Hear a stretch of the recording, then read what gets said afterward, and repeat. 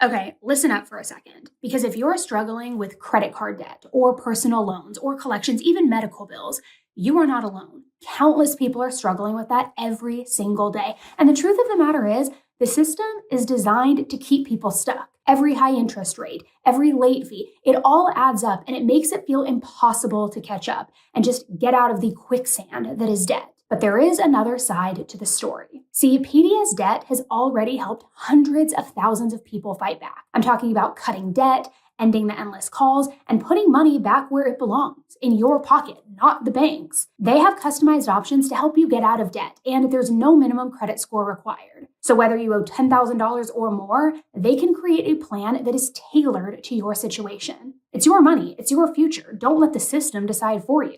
You're just 30 seconds away from being debt-free. Get your free assessment and find the best option for you right now at pdsdebt.com/10tolife. Again, that is pdsdebt.com/10tolife. Go check it out and start taking back control today. On September 12th, 2024, what started as a regular Thursday morning at Stillwater High in Oklahoma, it would quickly spiral into something that would not only shake the entire community, but the entire nation. Because just before lunch, two students quietly walked into the main office, each of them holding written statements for the school resource officer. And what they handed over would expose secrets that no one saw coming, and secrets that would forever change how everyone at that school looked at one of their own peers. And these weren't complaints about bullying or high school drama. They were very detailed, very gut-wrenching accounts of sexual attacks. Moments where these girls said no, but they weren't heard. They wrote about feeling trapped, powerless, and terrified. Now, according to police reports, the officer took their statements seriously, documenting everything, alerting administrators, and immediately turning all of it over to Stillwater Police Department, which from that moment on, an investigation began, one that would uncover something far more disturbing than anyone expected. And it didn't start on that Thursday. It actually started months earlier. This is one of the most controversial cases out there right now. So many of you have been requesting that I cover this, but I want to warn you and prepare you. It is going to enrage you. I'm Annie Elise. This is 10 to Life. Let's jump right in.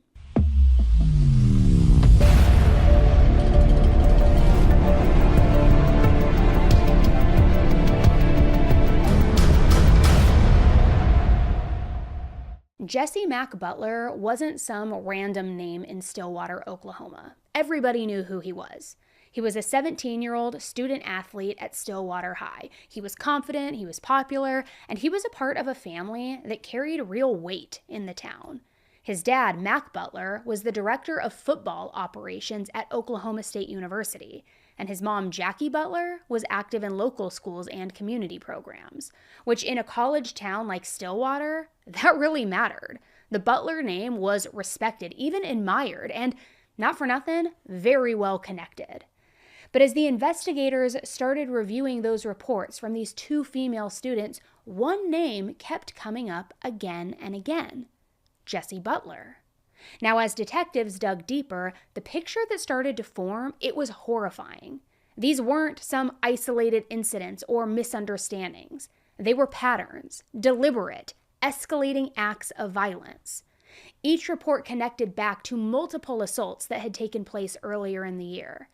And the details, they were so graphic and very deeply disturbing because these girls, they described being restrained, choked until they lost consciousness, and subjected to sexual attacks that left them not only injured, but deeply traumatized.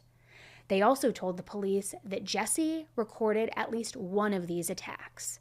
Now, the investigators believed that this was calculated, that it was about control, power, and even fear. And they said that with each incident, it just showed Jesse growing more and more violent.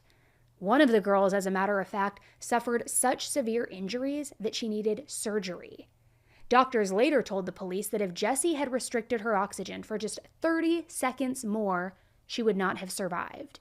And both of these victims, they were teenagers themselves, 16 and 17 years old. Can you even imagine? And both of them said that they didn't report what happened right away because they were terrified. Terrified of Jesse and terrified of what would happen if they tried to go up against a family like his.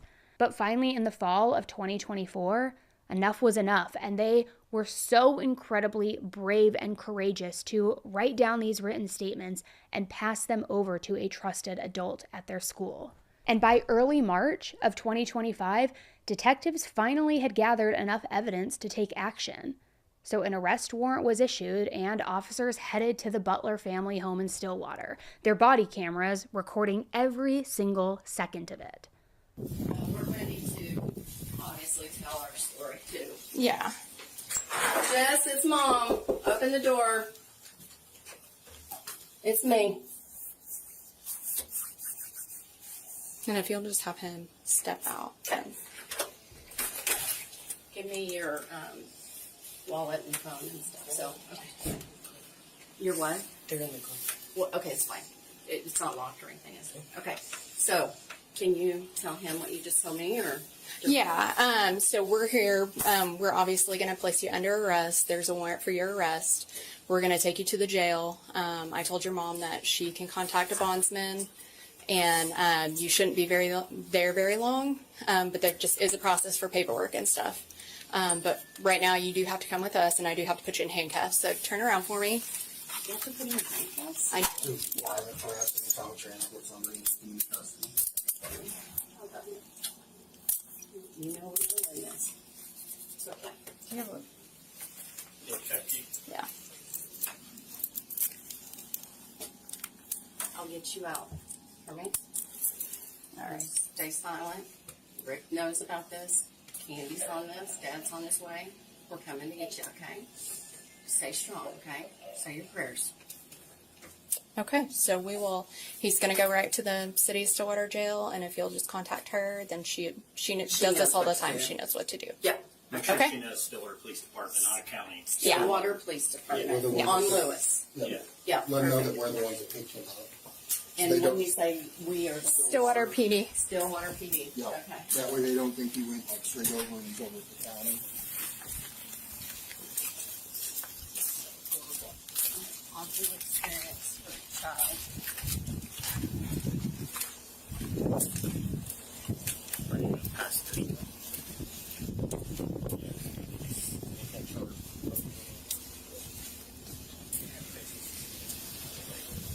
Pat you down. Spread your feet for me.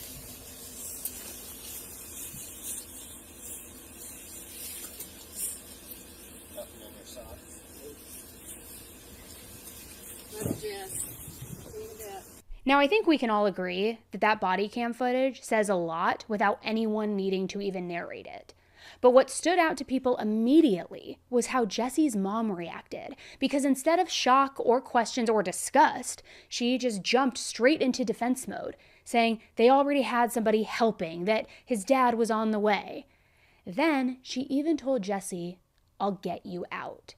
So it felt way less like a son being arrested for violent sexual crimes and more like another problem that his mom was just on standby ready to fix.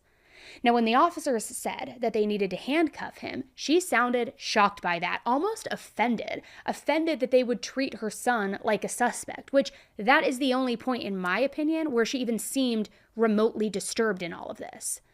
But Jesse, he didn't fight it. He didn't argue. He just turned around, eyes watering a little bit, and quietly put his hands behind his back. No resistance, no emotion, which you can imagine that moment spread fast, and it had everyone talking. I mean, the tone, the calmness, the polite conversation between police and the Butler family, it did not match the severity of what Jesse was being accused of. Then, once he was booked, prosecutors announced 11 felony charges. Attempted first-degree RAPE, RAPE by instrumentation, forcible oral sodomy, sexual battery, multiple counts of strangulation, and also domestic assault, plus violation of a protective order. Now, because of how serious these crimes were, he was charged as an adult, even though he was only 17 years old when the assaults happened. But on paper, if convicted of all counts, Jesse was staring down 78 years in prison. The thing was, this case dragged on for months. Jesse pleaded not guilty, he posted bond, and he was released. However, under strict conditions. No contact with the victims, no stepping foot on school grounds, no attending events, nothing. The district confirmed, too, that he was pulled from in-person classes and he was banned from campus entirely. But still, even with all of those restrictions, the people in Stillwater couldn't help but notice the obvious. If Jesse's last name wasn't Butler, would he really have ever even been released? Maybe, maybe not. Because for most people, I will say this, 11 violent felony charges don't end with you sleeping in your own bed at the end of the night. They end with you in a jail cell. But Jesse, he was living a pretty cushy situation. Then, in August of 2025, everything changed. Instead of going to trial, Jesse entered a no contest plea to all 11 charges, which that meant he wasn't admitting guilt, but he also wasn't fighting the evidence against him. And that one move alone, it completely changed the outcome of this case. Because under Oklahoma's Youthful Offender Act, the court now reclassified Jesse's status. The law allows defendants between 15 and 17 years old who are charged with major crimes to be prosecuted as adults, but with a supposed focus on rehabilitation instead of punishment. So, on August 25th, the judge announced a sentence that, at first, sounded harsh, 78 years, but almost immediately after it, it was revealed that the sentence was fully suspended because of the youthful offender designation. Meaning, instead of prison, Jesse was ordered to complete 150 hours of community service. He also had to attend counseling and treatment, follow a strict curfew, stay off social media, and check in regularly with the Office of Juvenile Affairs. But here's the part that left people stunned by that, and I'm sure you as well. He only has to do all of that until his 19th birthday. Jesse Butler was arrested back in March on 10 rape-related charges involving 2 underage girls. Investigators say the crimes happened over multiple months in 2024 when Butler was around 17 years old. Victim statements from both girls say Butler forced them to perform sexual acts, and both say Butler strangled them to the point of unconsciousness. The case now sparking outrage online after prosecutors reclassified him as a youthful offender despite initially charging him as an adult. I talked with Kimberly Jantz with the Tulsa County DA's Juvenile Division about how that process works and what factors can lead to such a decision. This is an area of law that is incredibly complicated. The biggest factors are what was the crime and what is the age of the defendant. Jantz didn't speak specifically about Butler's case since it didn't happen in Tulsa County, but says the most significant change that can come deals with sentencing. Butler originally sentenced to 78 years in prison. That changes as a youthful offender, or YO. Wanting to do the YO aspect gives you the possibility of rehabilitating yourself before having to serve a long sentence in the Department of Corrections. And he was already 18 years old when that sentence was handed down. Meaning if he checks all of the boxes, that's less than a year of supervision. No prison time whatsoever, too. And once it's over, get this, his entire record will be wiped clean. Now, some attorneys who have weighed in on this case say that Jesse's plea deal may have been a strategic move by prosecutors, a way to ensure that there was some level of accountability without forcing the victims to relive everything out in open court. But others argue that the court might have genuinely believed that Jesse could be rehabilitated because of his age, because of his family's influence, and the fact that he didn't have a prior record. But for a lot of people in Stillwater, this didn't look like rehabilitation. It looked like protection, the kind of second chance that they're convinced nobody else would have gotten in this situation. And once that speculation started, it led to something even bigger. Because what's behind this story, it goes way deeper than anyone expected, and it's infuriating, even more so than what we've already touched on. See, the judge who approved that suspended sentence was Judge Susan Worthington, a name that people in Payne County know very well. She's part of a family that is basically judicial royalty over there. Her father, Donald Worthington, served as district judge for over 20 years. He ultimately retired in 2010. And when Susan was sworn in as a special district judge back in 2015, it was her dad who gave her the oath. which in a small town like Stillwater, that didn't go unnoticed. The Worthington name, it carried a lot of weight, just like the Butler name. And soon, people started realizing that this was not the first time that she had been criticized for how she handled a violent offender. See, back in 2018, a man named Seth Swaim was caught sexually communicating with a minor, also stalking her, even trying to crawl through her bedroom window. He was sentenced to 10 years in prison, but he only served 8 months. And then, a few years later, in 2024, he reoffended.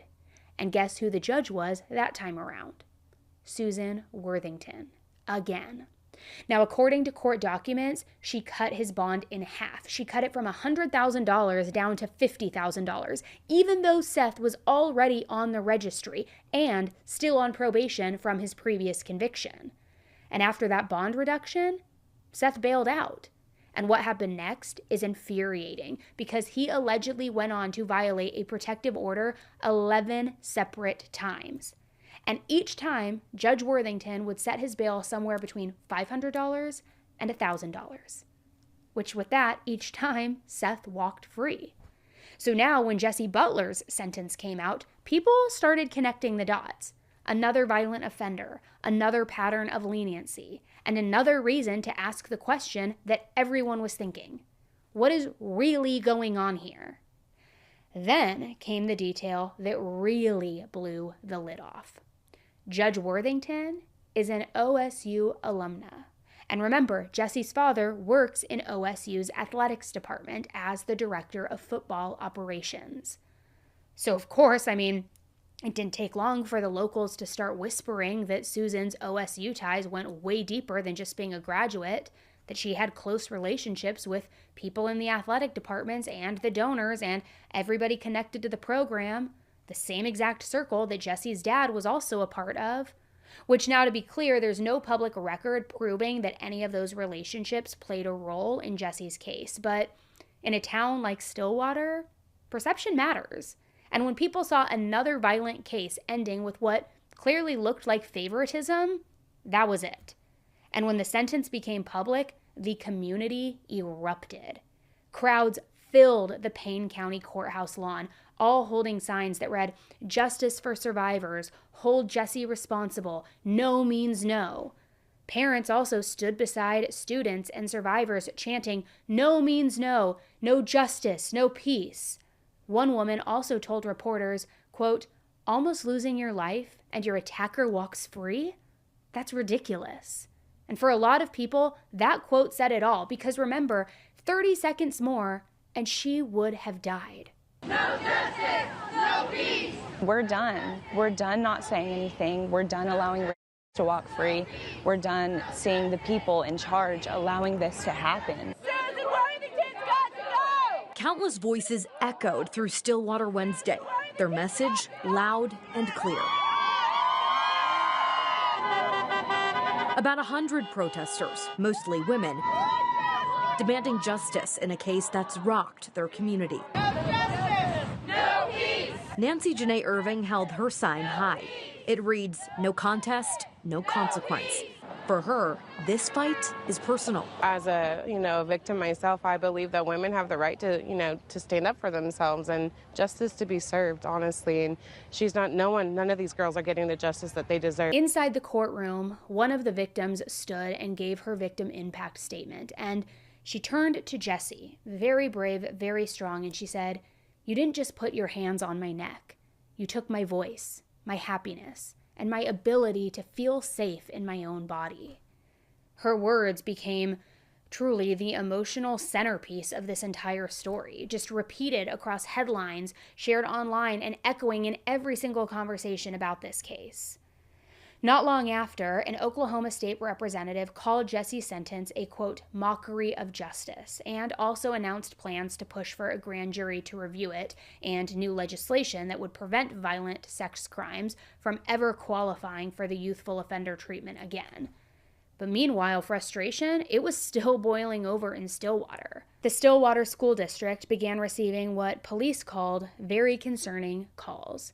Angry voicemails, threatening messages, and demands for accountability. The district released another statement confirming that Jesse did remain banned from all school property and events and that safety measures were in place. But get real. How is that okay? You have this track record of this happening, a pattern of escalation, repeated offenses over and over, 2 different victims, one who almost died, and because of a loophole in the system, he's going to be supervised for less than a year, do some community service, and that's it? That's all? Because today, Jesse Butler is still under youthful offender supervision. No prison, no bars, just daily check-ins and treatment and monitoring until he turns 19 years old. However, if he breaks even one rule, the judge can reinstate his full 78-year sentence. But if he doesn't break any rules, he walks free. And tell me how that at all equates and is just, because if your sentence is 78 years in prison because of how barbaric your crimes were and the evidence against you, and you even said you plead no contest because you know the evidence against you is damning, and so damning that it warrants a 78-year sentence, how on earth is there any world in which that can totally be flipped into a full 180 to probation, to community service? How do you go from 78 years all the way down to walking free? And that's not only what has me pissed off, but what has people in Stillwater very divided. Many people believe that Jesse's OSU connections made this outcome possible. Something impossible to prove on paper, yes, but very difficult to ignore. Others point to the Youthful Offender Act itself, arguing that this law is designed to rehabilitate kids who make mistakes, and it was never meant to shield someone accused of these horrific acts and assaults. Because if Jesse finishes the program successfully, remember, his record gets wiped clean. He gets to rebuild. He gets to start over. But the 2 girls who walked into that main office back in September 2024, the ones who spoke up when no one else did, they don't get that same reset. They live with what happened to them every single day and in the exact same town, surrounded by the same reminders, the same powerful families, the same influential people. Now, across the country, you can imagine this case has taken on a life of its own. Social media has turned into a polarizing flashpoint. People have studied the body cam footage. They have shared court documents. They have debated every single headline. And the sentiment is almost universal, that this does not look like justice. It looks like a system that is bending backwards for someone with the right last name, the right connections. And on Reddit, Jesse is being compared to Brock Turner, which, if you're not familiar with Brock Turner, he is equally a scumbag. Look him up. But basically, users are calling him this generation's Brock Turner. They say that his name should follow him everywhere, that people deserve to know who he is. And I agree. In Oklahoma-based threads, locals are calling out the system itself, describing the victims as failed twice, once by Jesse and again by the courts. Petitions are also circulating, demanding accountability, not just for Jesse, but for the adults who really enabled and protected him, even calling for OSU to cut ties with his family altogether. On Facebook and on X and other platforms, the tone is just as charged. Some people focus on the privilege of it all, how defendants like Jesse seem to get every single break possible, while others argue that the real issue is the law itself, that the Youthful Offender Act has kind of become a loophole, giving violent offenders a pass under the label or the guise of rehabilitation. And that's why this case hits so hard and is so controversial, because this isn't about one teenager who made a mistake. It's about a justice system that failed, not once, but twice. And it's also about the fear that this outcome might now serve as a blueprint for others. Maybe this case sparks reform, but maybe it doesn't. And one thing is still for certain, Stillwater, Oklahoma will never forget the name Jesse Butler. And they will never forget the courage of the 2 girls who finally decided enough was enough and spoke up anyway. But it is absolutely an infuriating case. Again, how do you go from walking free and 78 years? Where is the bridge between that gap? I don't see it.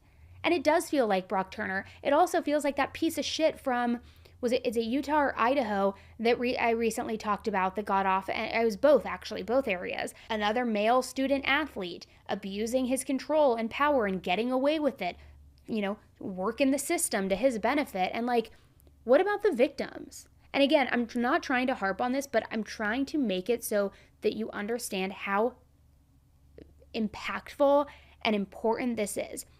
2 young victims, 16 and 17 years old, consistently, repeatedly hurt by this monster. One who almost lost her life over it. So drastically, so barbarically, that the sentence that was warranted was 78 years in prison for what these girls went through. But now, because of this act, because of the loophole, it's a slap on the wrist. It's go pick up trash on the side of the highway for 150 hours. Do your daily check-ins until your 19th birthday, which is, in just a few months here. Be on the straight and narrow for 9 months. And not only will you never have to serve a day in prison in your life, but your record will also be wiped clean and you get a full do-over. I'm telling you, if you're one of those girls, a 16 or 17-year-old girl, witnessing that and seeing that, I don't even know the words to describe it. It is not justice. It is not accountability. And you know what? It is why so many women do not come forward when they are attacked. Because it's situations like this. It is cases like these where what's the point? And I'm sorry to even say that because I would never advocate not to come forward. I think it's absolutely important that you do. But I understand why girls and women who see this play out think to themselves, why am I even going to put myself through the fight? Nothing's going to happen. This guy's going to walk free. And what is this teaching our young girls and our young children about responsibility, accountability, treatment of others? What's it teaching them about doing the right thing and standing up for yourself? That because of a stupid law and loophole, what was considered so severe that it was going to be 78 years in prison is now nothing? And these girls don't get a reset. They don't get a start over. They have to live with this. They have to live with the PTSD, the trauma, rebuilding their lives, their body, the block of intimacy in their future, the damage that it's going to carry into future relationships. And this guy gets nothing. Slap on the wrist. It is so infuriating, and that is why this case is so controversial out there and why it has so many people, myself included, so pissed off. Because I hope it marks some sort of new law and that it is, a case where it evokes change. But we said that about Brock Turner. We said that about the stupid Utah guy too, Idaho guy. Like, when is enough enough? Truly, when is enough enough? And when is real accountability and real responsibility going to have to happen?